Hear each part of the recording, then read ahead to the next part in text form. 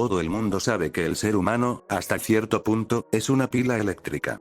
Así como se forma una pila eléctrica con metales y sustancias químicas conocidas, nuestro cuerpo tiene parecidas condiciones para crear el fluido eléctrico y producir el magnetismo. Sabemos que una pila tiene una cierta potencia de energía, que puede multiplicarse progresivamente mediante la adición de otras pilas. Se habla, en general, de la electricidad física y del magnetismo, considerando a la primera como electricidad vital y al segundo como magnetismo animal. Hartmann dice que el spiritus animalis o espíritu vital es un principio tomado de los elementos de todo lo que vive y que asimilamos como alimento. Este espíritu puede ser comunicado por medio del magnetismo. El poder animal es también potencia astral por medio de la cual se ejecuta la voluntad de los principios superiores del hombre en el plano sensitivo y material. Esto es lo que llamamos instintos. Cuando el taumaturgo pone la mano en la cabeza del enfermo, lo magnetiza, comunicándole fluido vital. Mucho se ha hablado y escrito sobre el magnetismo como fuerza atractiva y repulsiva. En medicina se habla ya, refiriéndose a los órganos sexuales, del magnetismo positivo y negativo, o sea del activo y pasivo. En los últimos decenios se ha comprobado que las fuerzas ódicas o fluido vital, reaccionan ante las fuerzas sexuales. Cuando el varón toca por primera vez a una doncella, sobre todo cuando la besa por primera vez, ambos, pero sobre todo la mujer, se sonrojan y experimentan una gran excitación emocional, que no se borrará ya jamás de su memoria, sobre todo cuando va acompañado de un verdadero amor. Todos conocemos casos de mujeres de cierta edad que por permanecer solteras enflaquecen y hasta enferman, y que, cuando consiguen casarse cambian inmediatamente de aspecto, floreciendo, por así decirlo, a nueva vida. En el hombre se notan también fenómenos semejantes. Por ejemplo, hay casos en que un hombre tiene el rostro y el cuello lleno de espinillas y barros mientras permanece soltero, y que, en cuanto se casa desaparecen completamente. Ya hemos dicho en otras lecciones que el cuerpo humano es hermafrodita, o sea, que tiene glándulas y hormonas de ambos sexos. De la misma forma, tenemos también fluido eléctrico y magnético. Generalmente el polo positivo que representa el varón es el dador y el negativo, que representa a la hembra, es el receptor. Sin embargo, esto no es así de un modo absoluto. Hay momentos en que la operación cambia y entonces la hembra es el elemento dador y el varón, por el contrario, el elemento receptor. Aquí se explica el cambio experimentado en sus cuerpos cuando se casan. En Italia se conoce lo que estamos tratando aquí bajo el nombre certero de carezza, que en español significa caricias. Es en realidad el arte de fomentar el amor conyugal mediante un contacto físico, corporal, inteligente y estudiado y conseguir así una potencia mágico-magnética, necesaria al taumaturgo para sus curaciones. El cristianismo ha santificado el matrimonio elevándolo a sacramento. El matrimonio significa en su sentido íntimo la cópula, siendo esta, por lo tanto, un acto sagrado. Podríamos decir como los antiguos griegos, que es un sacrificio en el altar de Venus. Ya hemos dicho que tanto el hombre como la mujer, experimentan una mejoría en el organismo cuando contraen matrimonio. Esto prueba que el fluido eléctrico y el magnetismo que producen al ponerse en contacto los dos cuerpos, o sea ambos polos, son fuentes de fuerzas curativas en el plano físico. En los planos superiores son corrientes de fuerzas mágicas, es decir, un poder que actúa el mago, y en nuestro caso el taumaturgo. En dicho momento se define el hombre como entidad pura o angelical, o como entidad material o animal, que se guía solamente por el instinto. En este caso puede decirse si el hombre es un mago blanco o un mago negro. Un acto tan importante y trascendental necesita, como es natural, cierta preparación, es decir, debe ser precedido de las caricias exaltadoras tanto del cuerpo como del alma, para que la cópula se consuma en un grado supremo o sublime. Pero el premio no es aquí, como muchos creen, la sensación voluptuosa del orgasmo. La introducción del esperma en la vagina no tiene otra misión que la de procrear. Los animales nos enseñan esto realizando el acto solamente en la época de celo. En realidad, la mujer tiene también sus épocas más o menos definidas, que el hombre, a menudo desatiende por ignorancia. El biorritmo nos enseña los días favorables y desfavorables, para que se realice la concepción con el éxito deseado, permitiéndonos incluso conocer, de antemano, el sexo del ser concebido o que quiere concebirse. Es posible que algunos hayan leído mi libro Biorritmo de un modo superficial. Les recomiendo que vuelvan a leer con atención, para que así comprendan mejor lo que les voy a decir en esta lección. También les recomiendo la lectura de mi primer libro No fornicaras, editado en México, hacia el año 1910. En este último les doy reglas a seguir para poder dominar nuestro sentido sexual de modo que obedezca inmediatamente a nuestra voluntad. Las caricias van aumentando progresivamente las fuerzas magnéticas de nuestro organismo hasta llegar a un punto culminante, y el orgasmo que sigue no es otra cosa que la descarga de todas esas después. Pero si el hombre consigue dominar a su instinto sexual, evitando enérgicamente el orgasmo, conservará todas sus fuerzas magnéticas acumuladas en su cuerpo. El mago o taumaturgo debe realizar dichos ejercicios de magnetización para poder presentarse ante el enfermo cargado de energía sexual, que transmitirá al paciente haciendo reaccionar así al organismo enfermo. Fisiológicamente la mujer no necesita de forma imprescindible el orgasmo, lo que necesita son las caricias. El acto sexual no puede consumarse con frecuencia sin que cause estragos en nuestro organismo.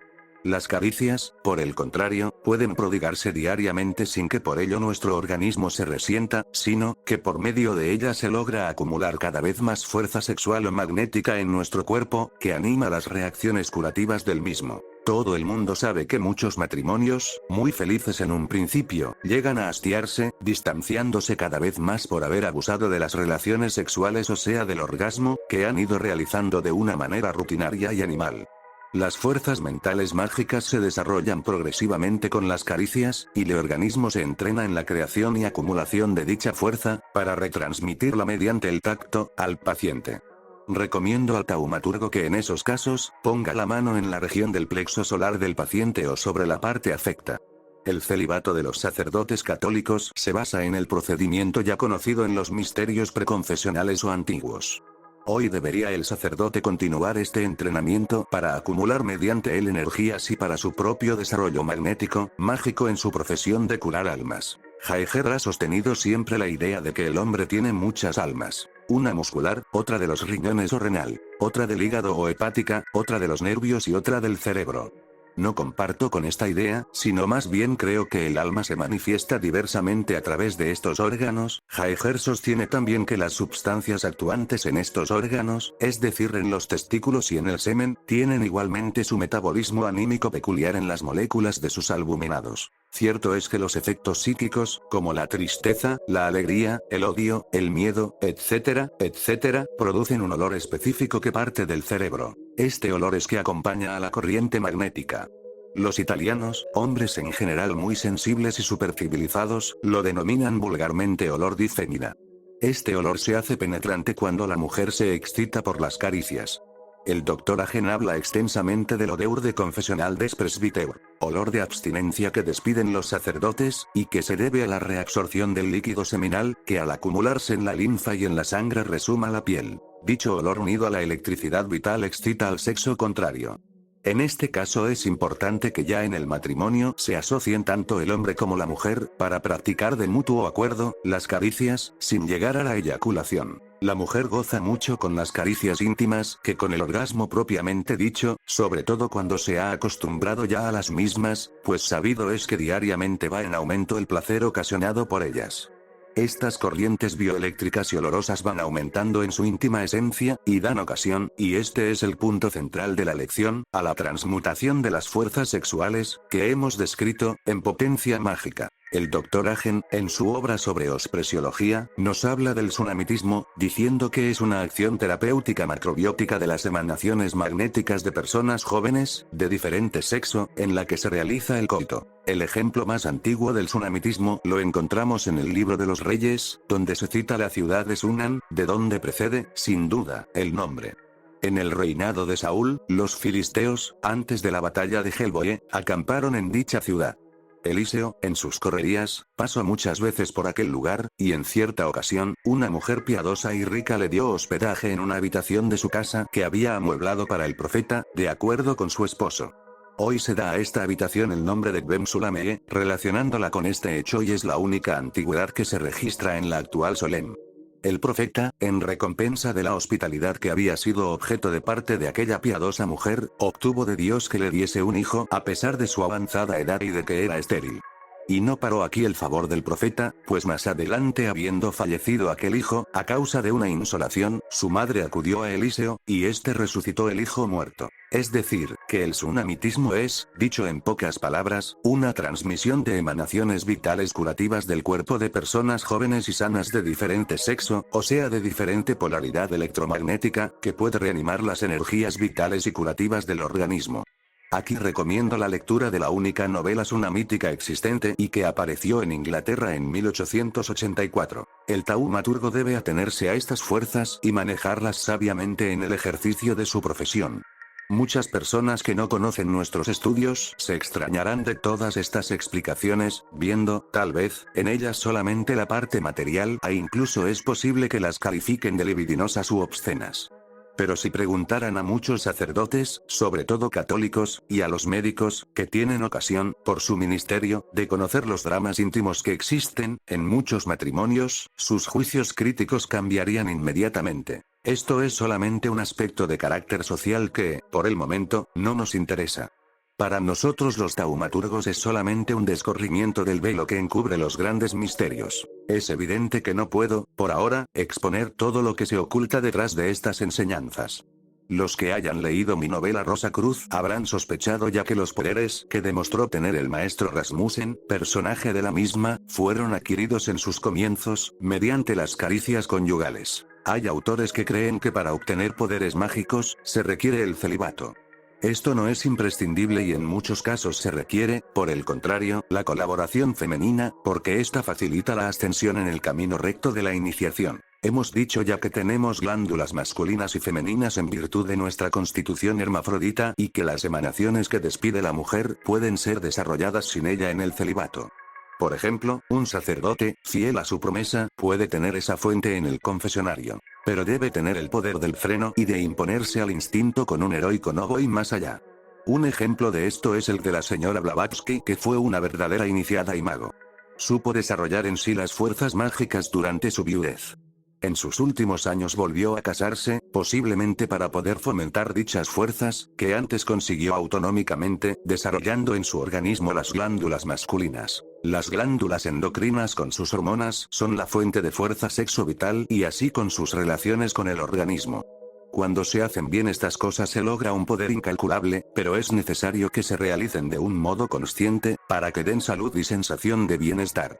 Tampoco podemos olvidar que en todas estas cosas hay también un aspecto verdaderamente malo y execrable como el sadismo. El funcionamiento de dichas glándulas endocrinas con sus hormonas puede impulsar o animar y también perjudicar o debilitar la fuerza sexo vital, según los casos. Todas estas cosas eran conocidas de los misterios, pero guardadas en secreto por representar un peligro muy grande en manos ignorantes o gentes sin conciencia. Uno de los filósofos griegos que aprendió estos medios fue Yámbico, que recibió el título de taumaturgo. En realidad fue un visionario. Ante sus principios desaparecen los confines entre la filosofía y religión. Yámbico dice que hay una fuerza o poder que está por encima de las fuerzas de la naturaleza, y que esta fuerza o poder es la del alma, que nos puede poner en contacto con seres superiores y hacer que logremos la participación en las reuniones celestes. En resumen, hemos visto que la vida sexual no es lo que muchos seres simplistas se imaginan, sino algo sagrado y santo. Por eso mismo puede darnos un poder mágico inconmensurable. Los sexólogos dividen el coito en 4 clases, que son: coitus completus, coitus interruptus, coitus reservatus, coitus sublimatus. Este último, como lo dice su nombre, es el más sublime y puro, pues es el dador de fuerzas vitales y de salud. Esto se realiza mediante la transmutación de energías comunes en fuerzas mágicas.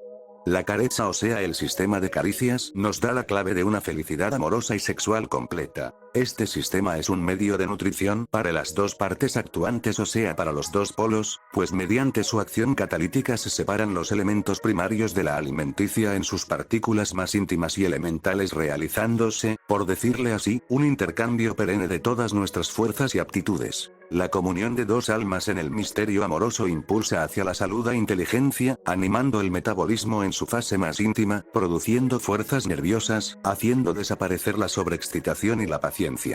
Hombres y mujeres tenidos por tímidos o faltos de carácter, cambian en absoluto. Parejas que muchas veces se cansan en el matrimonio pueden hacer crecer el amor diariamente por medio de las caricias, sin que éstas puedan significar nunca un peligro, sino que, por el contrario, sean siempre una fuente de vida y salud. Este sistema de caricias en la vida conyugal o de relaciones sexuales es, en realidad, la base o fundamento de la magia blanca, mientras que, con todas sus aberraciones repugnantes para una persona de sensibilidad estética, solo constituyen la base o fundamento de la magia negra.